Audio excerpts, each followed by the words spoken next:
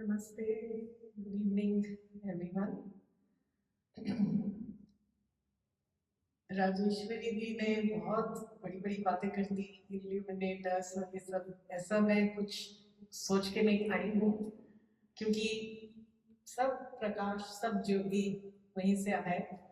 पर थोड़ा सा कुछ मैं सेलेक्ट करके लाई हूँ मदर श्री अरबिंदो की वाणी और कुछ और डिसाइपल्स के भी ऑब्जर्वेशंस जो इस मोमेंटस इवेंट जो सिद्धि दिवस का था उसके बारे में, ताकि हम थोड़ा सा और समझ सके। पर हिंदी इंग्लिश मिक्स में चलेगा ना, या पूरा ना चलेगा? पर मैं थोड़ा सा शुरुआत इससे करना चाहती हूँ कि श्री अरविंद और श्री कृष्ण का कनेक्शन क्या है, या मैं कैसे समझती हूँ उनके इस कनेक्शन को। उनका जो एक I mean, it's one, right? It's one. Shri Aurobindo and Shri Krishna में जो एक वननेस है। तो मैं थोड़ा सा पहले अपना पर्सनल एक्सपीरियंस से थोड़ा सा शेयर करूंगी। लास्ट ईयर 2025 में मुझे 2 बार अवसर मिला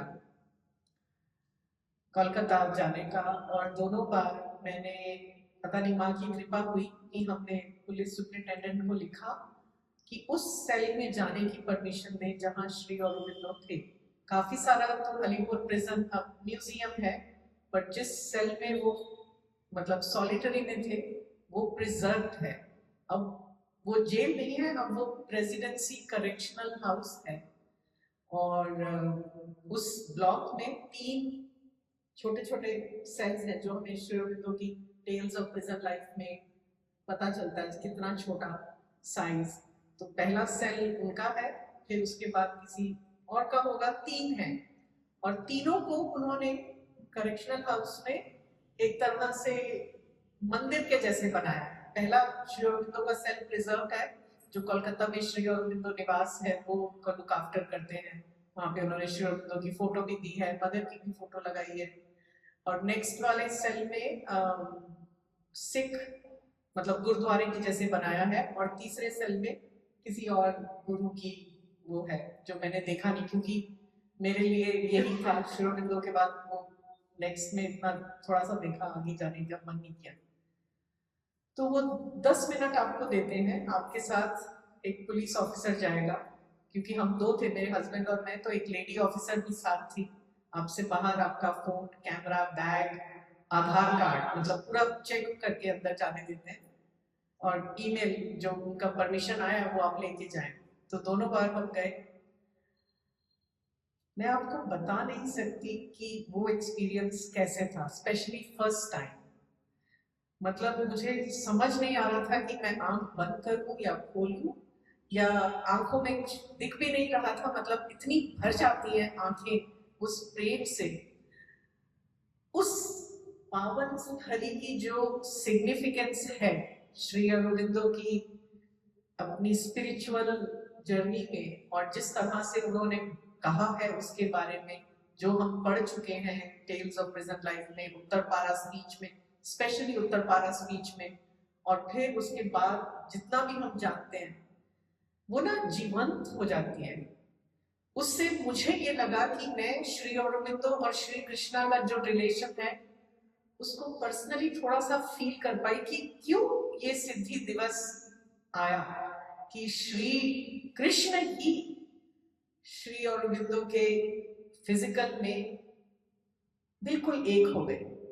जबकि हम जानते हैं कि मदर ने उससे पहले, मदर कई गॉड्स को इनवाइट कर रही थी, एक ओवर मेंटल क्रिएशन हो रहा था। She was inviting gods into different beings, right. और मदर ने एक जगह ये भी बहुत सुंदर बात कही है कि I would always see Krishna around Shri Aurobindo, he was hovering around Shri Aurobindo. तो ये बातें क्योंकि अंतर्मन में थी, तो जब आप उस प्रिजन सेल में जाते हो और वो आपको कहते हैं कि मतलब आपके पास 10 मिनट ही है, 10-12 मिनट से ज्यादा रुकने नहीं देते हैं, वो फीलिंग कुछ और है। वो समझ आता है कि क्यों श्री कृष्ण और श्री अरविंदो में कोई भी डिफरेंस नहीं था। तो मैं ये बस बताना चाहती हूँ, सेकेंड टाइम गई थी तो सेकेंड टाइम पता था कि क्या है, तो वो एक अलग अनुभव होता है। पर फर्स्ट टाइम क्योंकि कोई कुछ पता नहीं है क्या है, उल्टा सेकेंड टाइम मुझे ये लगा था कि थोड़ा सेकेंड टाइम क्योंकि मन थोड़ा इतना थोड़ा स्थिर था, पता था, तो मैं थोड़ा आसपास देख पाई। मैं ये भी नोटिस कर पाई कि अरे पिछली बार से थोड़ा ज्यादा क्लीन है, मतलब क्लीन लग रहा था। क्योंकि लास्ट टाइम जब मैं गई थी फर्स्ट टाइम, मतलब उसके बाद मैं कलकत्ता श्री अरविंदो निवास में गई, उन्होंने मुझसे पूछा कि वो फोटोग्राफ्स अच्छे से रखी हैं, क्योंकि हर बार तो नहीं जाना होता, प्रोसेस है, परमिशन लेके जाना पड़ता है। मैंने कहा मुझे कुछ नहीं पता कि साफ थी या नहीं थी, मुझे दिखाई नहीं दे रहा था, मैं इतना भाव विभोर थी। तो कहते नहीं नहीं हमें जाके देखना पड़ेगा, क्योंकि हमें सुनने में आया है कि कुछ फ्रेम खराब हो गए हैं या क्या। मैंने कहा सॉरी मैं आपको हेल्प नहीं कर पाऊँ। सेकेंड टाइम जब मैं गई तो मैंने नोटिस किया कि हाँ अभी कुछ फ्रेम में डैमेज है, क्योंकि तब थोड़ा मन था। तो मैं बस इस चीज से मुझे ना मतलब बहुत स्पेशल फीलिंग आई है। और ये कहिए कि मुझे एक तरह से, क्योंकि मेरा थोड़ा रिसर्चर माइंड है, स्कॉलर माइंड है, तो मुझे लगता है कि हम अगर श्री अरविंद और श्री कृष्ण के को समझने की जर्नी में है अपने तरीके से, तो अगर माँ की कृपा हो तो ये विजिट जरूर करनी चाहिए। कलकत्ता जा रहे हो और कुछ करें या ना करें, जाने से 10 दिन पहले पुलिस सुप्रिंटेंडेंट को चिट्ठी लिखे, वेट करें, वो जवाब देंगे, बताइए कि हम श्री अरविंदो के भक्त हैं, डिवोटी है, फॉलोअर है, परमिशन मिल जाती है। वो एक्सपीरियंस अलग ही है। क्यों? क्योंकि वहां पे श्री अरविंद ने जिस तरह से श्री कृष्ण को पुकारा था, श्री अरविंद ने ये कहा है कि मैं सोचता था मैं तो आपका ही काम कर रहा था देश की आजादी के लिए, but why you bring me here, why now, why me? And for 2 days he had cried. He had sort of gone into this, what we would understand as some sort of depression. कि क्यों ऐसा हुआ मेरे साथ कि मुझे jail में डाल दिया गया। तो फिर तीसरे दिन उनको ये रियलाइजेशन होती है कि मतलब तीसरे फिर वो पुकारते हैं जब भगवान को, तब उन्हें पता चलता है कि अभी भी मेरा ये सोच, मेरा ये कार्य करने का तरीका कहीं ना कहीं ईगो से आ रहा था। कि मैं, उन्हें याद आता है एक्चुअली एक एक्सपीरियंस की, उन्हें 1 महीना पहले, अरेस्ट से 1 महीना पहले उन्हें एक थॉट आया था कि मुझे ये सब छोड़ देना चाहिए और मुझे साधना में अपने ज्यादा फोकस करना चाहिए। और साथ ही पैरेलल थॉट ये था कि अगर मैं ये छोड़ देता हूं तो ये कार्य कौन करेगा। And when he was in the prison, when he remembers this incident, he says, "That is my ego." ये मैं कर रहा था। फिर उन्हें जब श्री कृष्ण आके बताते हैं कि तुम नहीं, वो कार्य भी मैं ही कर रहा था, पर वो कार्य हो चुका है, अब मैं तुम्हें किसी और कार्य के लिए प्रिपेयर करूंगा। और तब श्री अरविंद कहते हैं कि मुझे सही मायने में कर्म योग का मतलब समझ में आया। मैं जब ये अगेन ये कई बार मैं सेक्शन पढ़ चुकी हूँ उत्तर पारा स्पीच का, तो मुझे लगता है कि ये श्री अरविंद हैं जिन्हें पहले बड़ौदा में साइलेंट ब्रह्मन का एक्सपीरियंस, रियलाइजेशन हो चुकी है, पूरी निर्वाण का रियलाइजेशन वो अपने अंदर ले चुके हैं, राइट। फिर भी वो ये कह रहे हैं, और वो पहले दिन से उनका हमेशा से रहा है कि मेरा योगा नेशन के लिए है, मेरे लिए नहीं। फिर भी वो ये कह रहे हैं कि मुझे सही कर्म योग जेल में जाके समझ में आया। हम क्या चीज है, हम इतनी बड़ी बड़ी बातें करते हैं, हम मदर के लिए काम कर रहे हैं, ये कर रहे हैं, कई बार ये भी सिर्फ ईगो से ही हम बात करते हैं कि हमें we are the chosen ones, कि मदर हमसे ये काम करा रही है। सो लिटरली मतलब मैं जब भी ये बात करती हूँ कि श्री अरविंद को क्या क्या पर्सनल रिलेशन रहा श्री कृष्ण से, ये इसलिए मैं अपने या आपसे शेयर कर रही हूँ कि इन्हीं के थ्रू हमें पता चलता है कि इस रिलेशन के through it is so natural कि श्री कृष्ण उनसे उनके रोम रोम में जुड़ जाए। ऐसा मुझे समझ में आता है। एक बार कपाली शास्त्री जी ने लिखा था और मैं ये कोट पढ़ना चाहूंगी। ये भी उन्होंने श्री अरविंद के देह त्याग से पहले का लिखा है, 1949 का। उन्होंने लिखा है कि मैं इंग्लिश में पूरा पढ़ती पहले। Shri कृष्णा's is a solitary instance in history where it was possible to retain constantly the God consciousness and yet participate fully, wholeheartedly in the affairs of the nation, social and political. Normally what happens is that the higher consciousness evolved in one suffers a relative eclipse, recedes somewhat behind when thrown in the vortex of currents and cross currents of public life. तो वो ये श्री कृष्ण के बारे में कह रहे हैं कि वो अकेला इंस्टेंस है हिस्ट्री में जहां पे उनकी गॉड कॉन्शियसनेस और उनका आउटर लाइफ में, स्पेशली नेशन की लाइफ में, नेशन के अफेयर्स में, Shri Krishna was the first nation builder of India.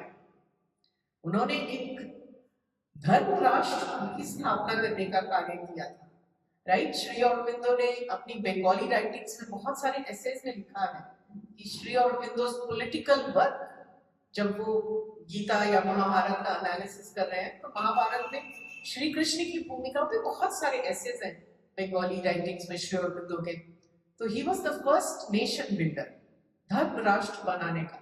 लेकिन ये कार्य करते भी उनका जो गॉड कॉन्शियसनेस थी, वो ओवर मेंटल कॉन्शियसनेस के जो आनंदमय प्लेन के जो अवतार थे, वो कभी भी पीछे नहीं हुआ।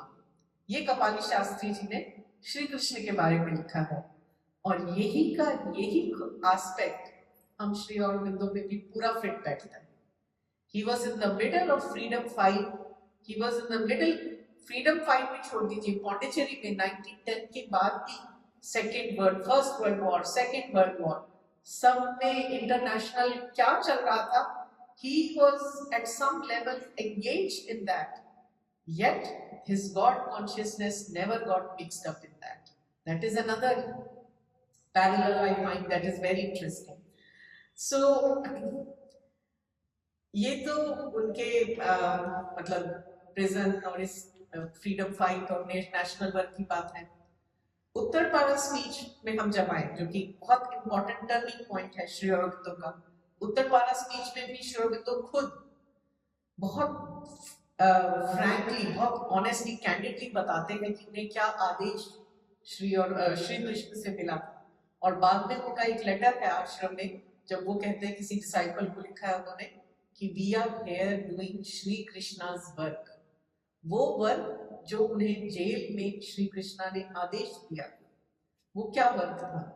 एक तो ये कि इंडिया की अब तुम्हें श्री, जो उनको अपने विजन में श्री कृष्ण की आवाज सुनाई देती है, श्री कृष्ण के आदेश सुनाई देते हैं, वो कहते हैं तुम्हें पहले कहीं ना कहीं रैशनलिस्ट था, एग्नोस्टिक था, तुम्हें पूरा सनातन धर्म का सत्य नहीं पता था, जो अब मैंने तुम्हें बता दिया है।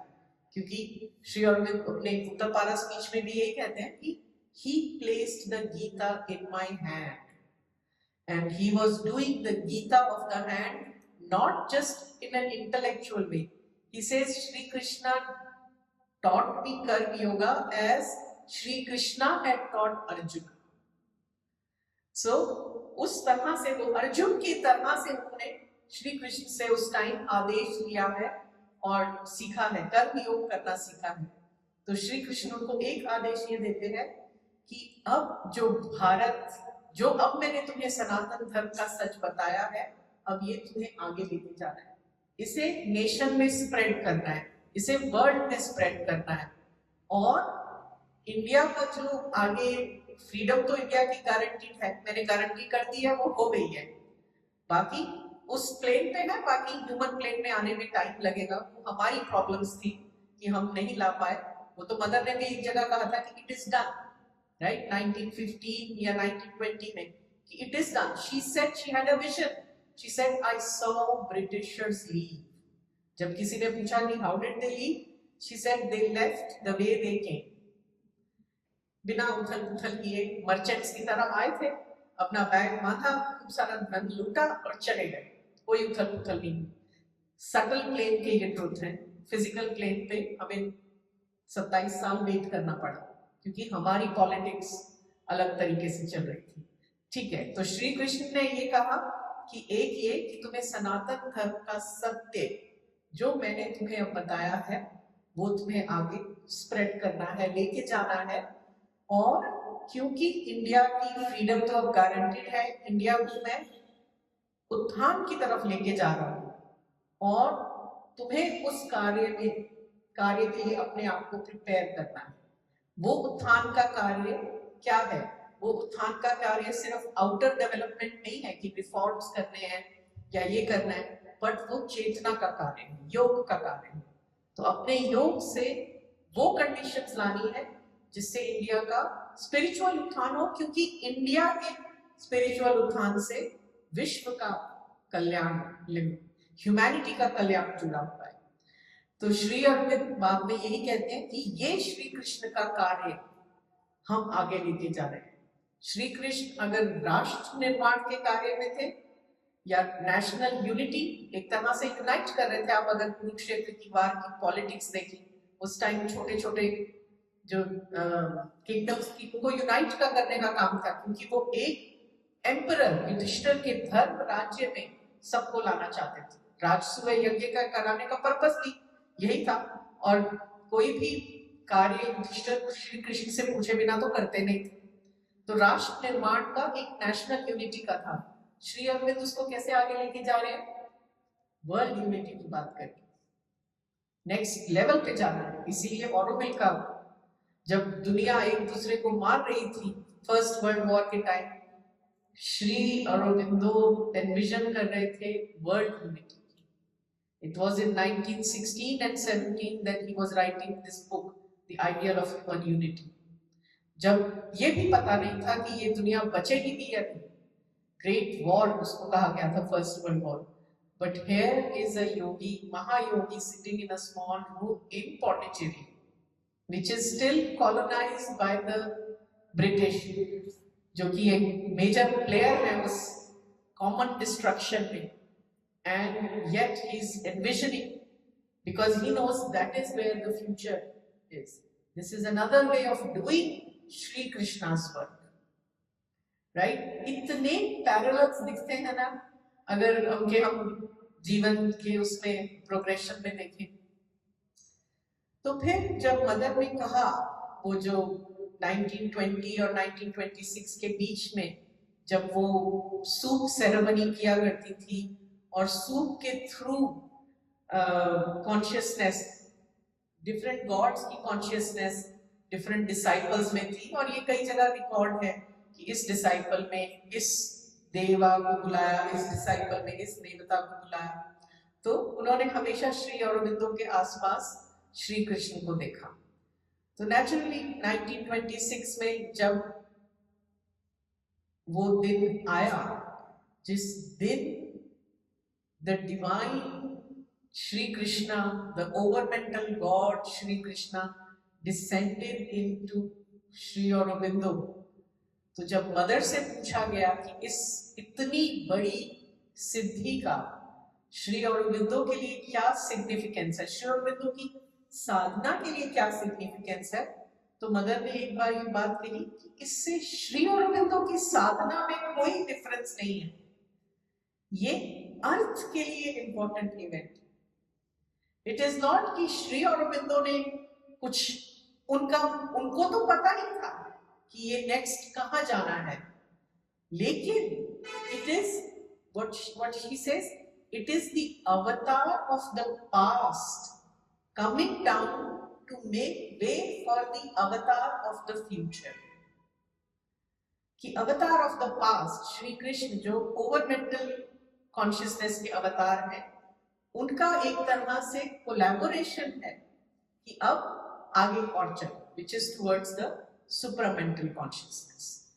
एक बार किसी डिसाइपल ने श्री अरविंदो से पूछा कि सिद्धि दिवस को हम ऐसे भी समझ सकते हैं कि जैसे श्री कृष्ण और श्री अरविंदो दोनों ही एक ही समय में धरती पे हो हैं?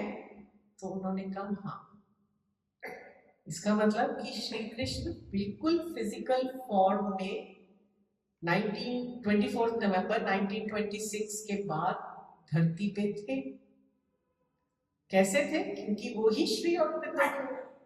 ऐसे इतने लेटर्स हैं, मैं कुछ थोड़े से लेटर्स शेयर करना चाहूंगी जिसमें श्री अरविंदो अपनी ही वाणी में बात करते हैं कि कोई डिफरेंस नहीं है, कि अगर आप श्री कृष्ण की तरफ मुड़ते हो तो भी आप श्री अरविंदो की तरफ जाओ, राइट? तो इतने मतलब उसका कोई सिग्निफिकेंस नहीं ना हमारे लिए, हमारी अर्थ कॉन्शियसनेस के लिए, हमारे लिए जो श्री अरविंदो का सेक्रीफाइस है, मदर का सेक्रीफाइस है, उसका कितना ग्रेट सिग्निफिकेंस है, वो कोई कथा खत्म नहीं हो सकती है। Because it is through that the path for the next realisation happen. और दूसरी साइड एक और प्रैक्टिकल लेवल पे एक और बात ये है कि it was after this siddhi 1926 की इवेंट के बाद Shri Aurobindo sort of goes into a seclusion, थोड़ा बैकग्राउंड में चले जाते हैं और मदर आगे है। आश्रम, इसीलिए इसी को आश्रम का फाउंडेशन डे भी कहा जाता है, राइट? कि अब ये mother is responsible now for inner and outer progress of the or outer life and needs of the sadhaks, and everybody will come, whoever wants to go towards Sri Aurobindo will come through mother। तो एक तरह से declaration थी। जबकि किसी ने पूछा था एक बार लेटर में श्री अरविंदो से कि it was around Siddhi, after Siddhi that you realize that she is the divine mother। He said no, I knew that long time back, but it was a way to kind of just make it more, हम अपनी भाषा में कहें, make it more official, right? कि उसके बाद से सब मदर ही इंचार्ज थी आश्रम की। उसके बाद धीरे धीरे आश्रम ऑर्गेनाइज होना शुरू हुआ। इसलिए इस साल हम 100 years ऑफ आश्रम फाउंडेशन डे भी बात करते हैं। तो 2-3 में ऐसे लेटर्स हैं जो मैं शेयर करना चाहती हूँ श्री अरविंदो के अपने ही शब्द में।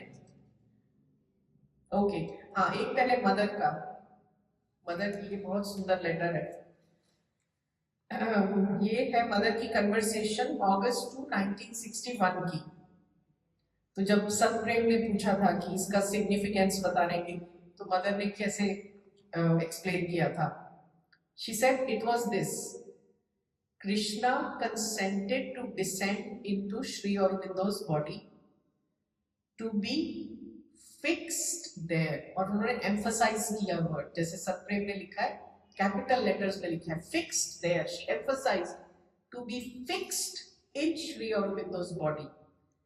And then she says there is a great difference between incarnating, between being fixed in a body and simply acting as an influence that comes and goes and moves about। अब देखिए, जो जेल में श्री अरविंदो का experience है, जो श्री कृष्ण उनको देते हैं दूसरी सिद्धि, पहले बड़ौदा में हुई लेले के साथ, दूसरी सिद्धि वो थी साइलेंट ब्रह्मन की। जेल में उनकी सिद्धि थी डायनामिक ब्रह्मन की, जिसमें उन्हें वासुदेव सर्वम थी, राइट? जेल की सलाखों में, पेड़ में, सुपरिटेंडेंट ऑफ पुलिस में, प्रोसिक्यूटर अटर्नी में, जज में, अपने क्रिमिनल बाकी कंपेनियंस में, और अपने साथ ही जो उनके रेवोल्यूशनरी थे, सब में उन्हें श्री कृष्ण दिखे, वासुदेव दिखे, right? It is the immanent divine, divine जो कि सब डायनामिक है, सब में है। That can be understood as an influence, कि श्री कृष्ण का इन्फ्लुएंस है, आ रहा है, जा रहा है।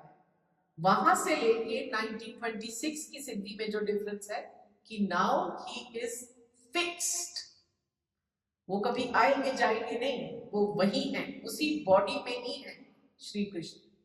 अब श्री कृष्ण है आनंदमय प्लेन के अवतार या ओवर मेंटल कॉन्शियसनेस के, श्री अरविंदो है सुप्रामेंटल अवतार, राइट। तो कई बार ये कंफ्यूजन आती है कि अगर श्री अरविंदो सुप्रामेंटल अवतार है तो ओवर मेंटल गॉड की अवतरण की क्या आवश्यकता थी उसमें, राइट। अगर श्री कृष्ण तो ओवर माइंड के गॉड है, तो और वैसे आनंदमय प्लेन जो सच्चित आनंद हम जिसे कहते हैं, तो आनंदमय के भी स्वरूप है, आनंदमय स्वरूप है। जहां तक मुझे समझ में आया है और जहां तक मेरी एक दो बार शरद भाई से भी इस बारे में बात हुई है, तो मुझे ये समझ में आया है कि सुप्रामेंटल अवतार तो उनकी आंतरिक चेतना है कि सुप्रामेंटल है, लेकिन क्योंकि ह्यूमन बर्थ है तो ह्यूमन बर्थ में उनकी चेतना भी उसी तरह से ऊपर जाएगी जैसे श्री कृष्ण ह्यूमन बर्थ में देवकी के पुत्र हैं, राइट। तो उनको वो पूरी लीला करनी है। श्री अरविंद भी ह्यूमन बर्थ में एक कार्य के लिए आए हैं एज अ ह्यूमन, जो उन्हें लीला करनी है। तो वो अंतर में सुप्रामेंटल कॉन्शियसनेस है, लेकिन बाहर से जो विकास होना है उसके लिए इस स्टेप की आवश्यकता थी कि पहले ओवर मेंटल रियलाइजेशन हो और फिर सुप्रामेंटल का वो ब्लॉसमिंग हो। क्यों? क्योंकि इससे अर्थ में श्री अरविंदो के लिए फर्क नहीं पड़ता, हमारे लिए फर्क पड़ता है। इससे अर्थ में वो पॉसिबिलिटी पैदा होती है कि once somebody attains the over mental consciousness, another yogi, this new realization is also possible. So he had to make sure that this possibility can happen on the earth. क्योंकि अगर एक में हो सकता है तो पॉसिबिलिटी सबके लिए हो जाती है। So it was to make that concrete. He had to kind of be open, be receptive to the descent of the over mental divine in his physical body, matter में आना, influence नहीं, fixed होना। So again, when I connect this with what mother said, कि इस सिद्धि का श्री अरविंदो के लिए अपने लिए नहीं था, but it was for the earth that he was doing it. ये हम थोड़ा बार कई बार भूल जाते हैं, सोचते हैं कि वो श्री अरविंदो ने बहुत जगह कहा है कि मैं तो सुपर माइंड अपने लिए नहीं कर रहा, मुझे कोई फर्क नहीं पड़ता कि सुपर माइंड हो या कुछ हो, it is because that is the need of the earth. अगर अर्थ को आगे और डिवाइन होना है, जो कि अर्थ की ट्रू नेचर है, मैटर इज ट्रूली डिवाइन, अगर उसको अनफोल्ड होना है, ब्लॉसम होना है, so this is why it is needed. So there is a very deep significance of siddhi.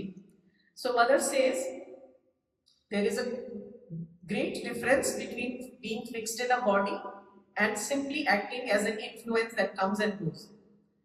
There is a difference between just coming occasionally and accepting to be permanently tied to a body, between a permanent influence and a permanent presence. तो हम ये है, और अगर हमको ये बात कर याद रखें कि एक डिसाइपल ने जब श्री अरविंदो से पूछा था कि क्या ये कहना ठीक होगा कि आफ्टर 24 नवंबर 1926 अर्थ पे दोनों थे, श्री कृष्ण और श्री अरविंदो, और श्री अरविंदो का एक सिंगल वर्ड आंसर था, yes you may say this, it makes sense. So because Shri Krishna is a permanent presence after that siddhi. So ये जो थोड़ी मिस्ट्री है ना, हमें अपना तो दिमाग लगाने की मैं तो समझती हूँ जरूरत ही नहीं है, क्योंकि उन्हीं के ही वाणी में हमें उसके एविडेंस मिल जाते हैं अगर हम थोड़ा सा और समझने की कोशिश करें। ओके, फिर इसी कन्वर्सेशन में ही मदर आगे बताती हैं कि I had begun a sort of over mental creation to make each god descend, जो मैंने अभी बात कही। फिर मदर एक जगह ये भी कहती है कि ऑन दिस डे, सो से she is reminding this, she is remembering all this in 1961. So there are some articles I have found in Mother India, जिसमें लोगों ने मदर के अकाउंट को, मदर की कन्वर्सेशन को, और जो 26 1926 के एक दो दिनों के बाद के ही बाकी डिसाइपल्स के अकाउंट्स को कंपेयर किया है, और मतलब बहुत स्कॉलरली टाइप ऑफ स्टडी है। तो उसमें वो यही कहते हैं क्योंकि मदर इतने सालों बाद बात कर रही है, तो कई बार इस तरह से जरूरी नहीं है कि हम यही समझें कि ये उसी दिन हुआ था, बाद में भी हो सकता है। क्योंकि जैसे इस कन्वर्सेशन में मदर कहती है कि जब सिद्धि हो खत्म हो, मतलब वो एक्सपीरियंस हो गया, उसके बाद डिसाइपल्स को बुलाया उन्होंने, उस दिन शाम को डिसाइपल्स आए, हर एक ने प्रणाम किया, और श्री अरबिंदो ने माँ के बिहाइंड से सबको ब्लेस किया। तो वो कई अकाउंट्स में है, नौलिनीकांत गुप्ता के अकाउंट में है, एवी पुरानी जी के अकाउंट में है, लेकिन वो ये बात नहीं है जो इसमें मदर कहती है कि मदर ने कहा कि सबको एक लास्ट टाइम श्री अरबिंदो ने अपने पास बुलाया और उन्होंने कहा कि देखो अब mother will take care, and ये कोई मीटिंग नहीं हुई थी उस दिन। पूरा प्रणाम 1926 की सिद्धि दिवस के बाद पूरा जो आधे घंटे का प्रणाम था वो साइलेंस में हुआ था, कोई कन्वर्सेशन पास नहीं हुई थी।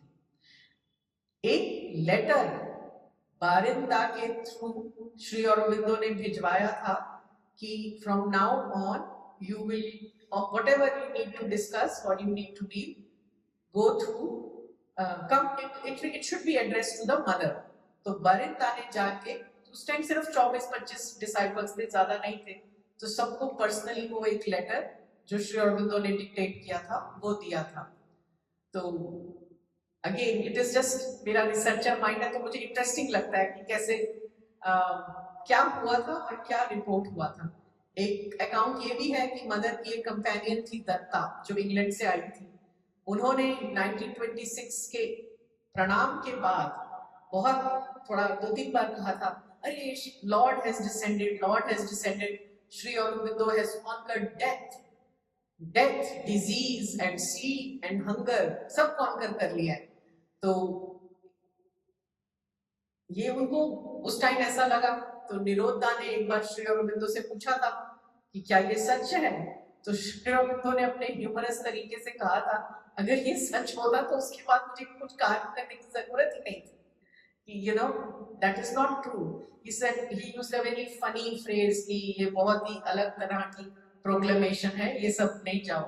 and then he explained to Nirodha कि it was the descent of over mental consciousness। Krishna consciousness is not the supramental consciousness, he is the over mind। it was the descent of over mind into matter, into physical। तो कई जगह पे उन्होंने clarify किया है, क्योंकि लोगों ने, वो होता है ना, ह्यूमन टेंडेंसी होती है कि जो इंसिडेंट है उससे बड़ा करके बोले। बहुत लोगों ने ये भी कहा था कि सुपर माइंड डिसेंट हो गया, सुपर माइंड डिसेंट हो गया, तो लोगों को थोड़ा वो भी डिसअपॉइंटमेंट थी कि सुपर माइंड नहीं है अभी, ये ओवर माइंड कॉन्शियसनेस है। So this is how it is about the identification of Shri Krishna and Shri Aurobindo।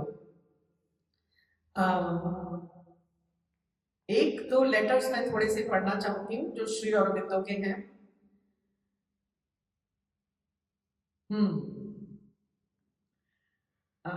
एक बार दिलीप कुमार रॉय ने, सबसे ज्यादा लेटर्स श्री अरबिंदो के दिलीप कुमार रॉय को हैं, और दिलीप कुमार रॉय के क्वेश्चंस भी बड़े इंटरेस्टिंग होते थे। तो एक बार उनको उनकी कोई प्रॉब्लम थी, जो कुछ प्रॉब्लम सॉर्ट हो गई, तो उन्होंने, ये 1945 की बात है, 14 अगस्त 1945 में श्री अरबिंदो ने दिलीप कुमार राय को एक लेटर लिखा था उनकी प्रॉब्लम सॉल्व होने के बाद। और उस टाइम दिलीप कुमार रॉय ने कहा कि क्योंकि मेरा वो इशू सॉल्व हो गया, मुझे बहुत पीस की फीलिंग है, एक तरह से स्पिरिचुअल पीस में फील कर रहा हूँ, तो बहुत, मतलब बहुत अच्छा है। So Sri Aurobindo wrote in his humorous way, he said, if you had an unprecedented peace for so long a time, it was due to my persistent inner pressure। मैं काम कर रहा था तुम पे, इसलिए तुम्हें इतने टाइम से पीस फील हो रहा था। And listen to this, this is why we all love Sri Aurobindo। He says, I refuse to give up all the credit to my double Krishna. कि मैं अपने डबल, जो मेरा डबल रोल कर रहा है कृष्णा, मैं उसे क्रेडिट क्यों दूं? मैं तुम्हारे अंतर मन पे कंसिस्टेंटली प्रेशर पीस दे रहा था, तभी तुम्हें इतने दिनों से पीस फील हो रहा है. I refuse to give credit to my double. See again the identification he himself is pointing out. He is my double. वो मेरा डबल रोल कर रहे हैं, क्योंकि उनका कार्य, उनकी लीला तो हो चुकी है, अभी मेरी लीला बाकी है. But he is my double because he is on earth. But I am not going to give credit to him. It was my work on you that you are fighting this peace. So ये मुझे ऐसे जब पढ़ती हूँ ना श्रोविंदो की वाणी बहुत अच्छी लगती है. फिर एक और लेटर है 1943 का किसी और डिसाइपल का, जिन्होंने पूछा था कि मैं कुछ भी कर लूं, मेरी श्री कृष्ण के प्रति भक्ति मुझसे छूटती नहीं है, क्योंकि वो बचपन से मेरा प्रैक्टिस है, संस्कार है. तो श्री अरबिंदो ने उनको फिर ये लिखा था उस लेटर में, I thought I had already told you that your turn towards Krishna was not an obstacle. In any case, I affirm that positively in answer to your question. Now listen to this. If we consider the large and predominant part he, माने कि Krishna, he played in my own sadhana, it would be strange if the part he has in your sadhana could be considered objectionable. जब श्री कृष्ण का मेरी साधना में इतना बड़ा part है, तो मैं कैसे कह दूं कि आपकी साधना में, मतलब उस डिसाइपल की साधना में उसकी कोई प्रॉब्लम है.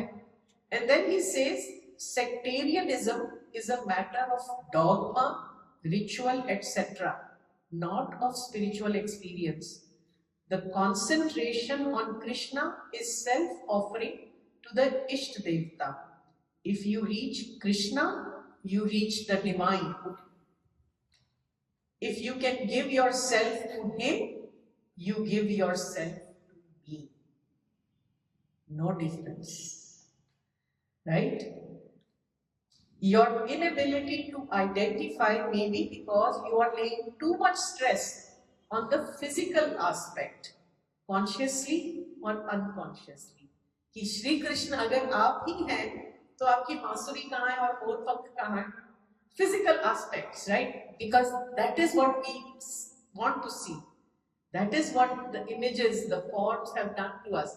So you are laying too much emphasis on the outer physical differences, but inwardly it is one and the same.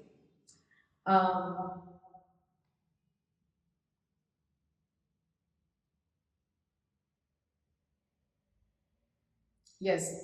ये एक और लेटर है जिसमें श्री अरबिंदो खुद अपनी वाणी में किसी और डिसाइपल को कह रहे हैं कि the struggle that you are feeling between bhakti for Krishna and your devotion, sense of divinity of the mother is quite unnecessary, for the two things are one and go perfectly together. It is he, माने कि Krishna, who has brought you to the mother, and it is by adoration of mother that you will reach him, you will reach Krishna.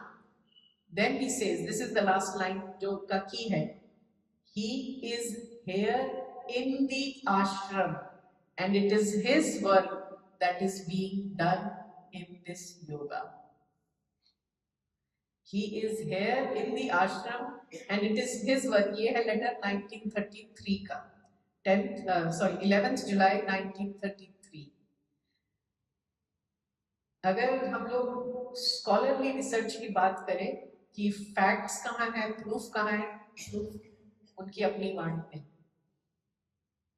ये close identification, complete identification. सो श्री कृष्ण का हम कार्य अगर समझें कि भगवत गीता उन्होंने दिया, उपनिषदों का सार, वेदांतिक नॉलेज. अगर Vedanta is one synthesis of Veda, and then Bhagavad Gita is another synthesis of Vedanta. पूरी उपनिषदिक ज्ञान गीता के साथ में है 7 श्लोक में. तो श्री कृष्ण का कार्य आगे ले जाने के लिए श्री अरबिंदो ने वेदांतिक और तांत्रिक सिंथेसिस किया, जो सिंथेसिस ऑफ योगा में है, right? It is through the what he says in synthesis of yoga, it is through the method of Vedanta we reach the goal of Tantra, right? That is another way to understand how his work is going on in Sri Aurobindo's yoga. वो तभी possible था कि पहले श्री कृष्ण ही श्री अरबिंदो में अवतरित, पूरे अवतरित, और बाकी 2-3 मैंने और एग्जांपल्स दिए। ऐसे कई सारे लेटर्स हैं, पर मैं एक लेटर फिर और पढ़ूंगी और उसके बाद स्टॉप कर दूंगी, क्योंकि पता नहीं, श्री अरबिंदो की वाणी की बात ही और है। ये भी श्री अरबिंदो का लेटर दिलीप कुमार रॉय को है, 25 फरवरी 1945। ये शायद अगर मुझे फेवरेट चूज करना हो तो ये फेवरेट लेटर है, about his identity with Shri Krishna. He says, you cannot expect me to argue about my own spiritual greatness in comparison with Krishna's. कि मैं कैसे आर्ग्यू करूं कि मैं श्री कृष्णा से ज्यादा ग्रेट हूं। The question itself would be relevant only if there were two sectarian religions in opposition, Aurobindoism and Vaishnavism, each insisting on its own greatness. क्योंकि दो रिलीजन नहीं है, ऑरोबिंदोइज्म और वैष्णविज्म, तो कोई कंपैरिजन ही नहीं है, क्वेश्चन ही इररिलेवेंट है। He says that is not the case. Now this is the main part. He says, and then what Krishna must I challenge? The Krishna of the Gita, who is the transcendent Godhead, Purushottam, Paramatma, Parabrahma, Purushottama, the cosmic deity, master of the universe, Vasudeva, who is all the immanent in the heart of all creatures, or the Godhead who was incarnate at Vrindavan and Dwarka and Kurukshetra, जो उनकी लीला रही, and who was the guide of my yoga from Alipur prison onwards, and with whom I realized identity. कैसे challenge करें जब मेरी पूरी identification है उस कृष्णा के साथ। He says all that, कि चाहे वो लीला कर रहे थे कुरुक्षेत्र में या वृंदावन में या द्वारका में, या वो पुरुषोत्तम थे गीता के, ruler of the universe, all that is not to be something philosophical or mental. ये सिर्फ स्कॉलरली इंटेलेक्चुअल बात नहीं है मेरे लिए, but a matter of daily and hourly realization and intimate to the stuff of my consciousness. Minute to minute, daily, hourly की realization है कि Shri Krishna is fixed in me, is me. तो कैसे चैलेंज करें? क्योंकि दिलीप कुमार रॉय भी श्री कृष्ण के काफी भक्त थे, तो उन्हें भी शायद कभी ना कभी डाउट होता था कि मैं किस मार्ग पे हूँ। तो इसीलिए इस तरह के बहुत सारे लेटर्स हैं। सो इन सारे लेटर्स के थ्रू अगर हम, या मैं अपने लिए बात करूँ, मैं समझती हूँ तो जो आइडेंटिफिकेशन है या जो वननेस है श्री कृष्ण और श्री अरबिंदो की, जो कि 24 नवंबर 1926 में एक तरह से हमें एविडेंस मिला कि ये है, वो सिद्धि हो गई, तो उसका सिग्निफिकेंस समझ में आता है कि how important it was for all of us, so that the possibility could be, वो एक सीड अर्थ कॉन्शियसनेस में डल गया कि ओवर मेंटल गॉड का, ओवर मेंटल डिवाइन का या अवतार ऑफ द पास्ट का decision to collaborate for the future yogic work was made possible. वो जैसे होता है ना, साइन कर दिया श्री कृष्ण ने कि अब ये हो गया, तो आगे चलो। So this is why this 100 years of Siddhi Divas is such an important event for the earth consciousness. अब वो हमें देखना है कि इसके बाद हमने कितना कोलैबोरेट किया नेचर के साथ। फिर 1926 के बाद 30 इयर्स के बाद 1956 का भी इवेंट हुआ, सुप्रामेंटल डिसेंट, उसके बाद तो मदर ने खास बोला कि nature now has agreed to collaborate, हम उसी नेचर, उसी प्रकृति का पार्ट है, हमने कितना कोलैबोरेट किया वो हमें देखना है एज अ ह्यूमैनिटी। लेकिन थैंकफुली मदर ने हमें ये बताया है कि वेदर ह्यूमन बींग्स कोलैबोरेट और not, work will happen, right. So कई बार हम अपने इंटरफियर ज्यादा करते हैं नेचर की कोलैबोरेशन में, जो नेचर की प्रोग्रेशन चल रही है, अपनी ईगो के माध्यम से, कलेक्टिव ईगो खासकर, नेशनल ईगो, कलेक्टिव ईगो जो भी है, तो काम में थोड़ा बाधा ज्यादा बनते हैं। तो वो हमें देखना है, क्योंकि हम अपनी साधना में नहीं रहते हैं, अपने अपनी आंतरिक विकास के लिए नहीं काम करते हैं, इसलिए हम बाधा बनते हैं। So I think after this I will stop and थोड़ा सा आप अगर किसी को कुछ बात करनी हो, कुछ शेयर करना हो तो प्लीज